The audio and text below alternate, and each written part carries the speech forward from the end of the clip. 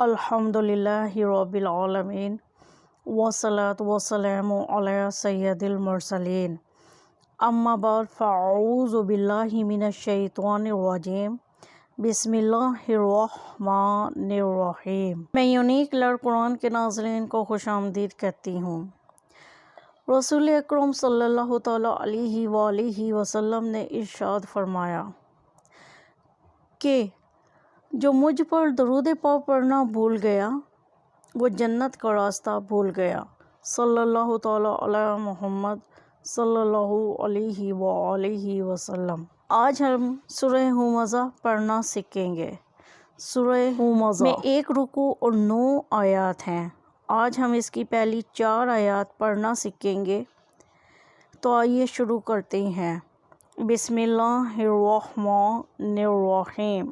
ویللی، واو کے اوپر زبر ہے، ساتھ یا ہے، یہ حرف لین ہے۔ ویللی کلی ہمزۃ لمزہ۔ الذی، اب یہاں پہ آیت سے پہلے ایک چھوٹا نون ہے۔ اگر ہم آیت کے اوپر لام ہے، اگر ہم اسے ملا کے پڑھیں گے تو اسے ہم نلذی پڑھیں گے، اور اگر آیت پر ٹھہریں تو پھر اسے ہم الذی پڑھیں گے۔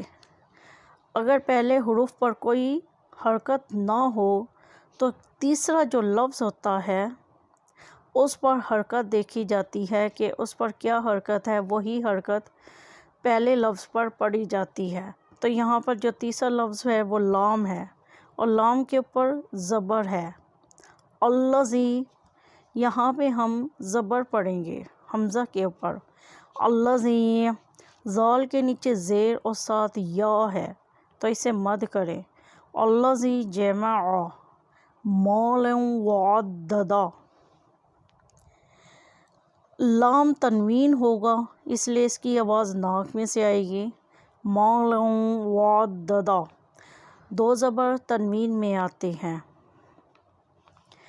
یحسب ان مالہ، اب یہاں پہ نون ساکن ہے، شد ہے، نون کے اوپر شد ہے اس لیے یہ غنہ ہوگا۔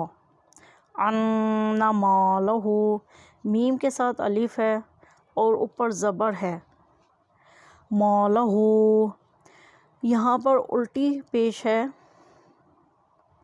ہا کے اوپر الٹی پیش ہے اور اوپر مد ہے اس لیے یہ بھی مد ہوگا۔ مالہ اخلدا۔ کلے، لام کے ساتھ الف ہے اور اوپر زبر ہے اس لیے اسے بھی مد کریں۔ لایم، میم ساکن ہے اس لیے اسے غنہ کریں گے۔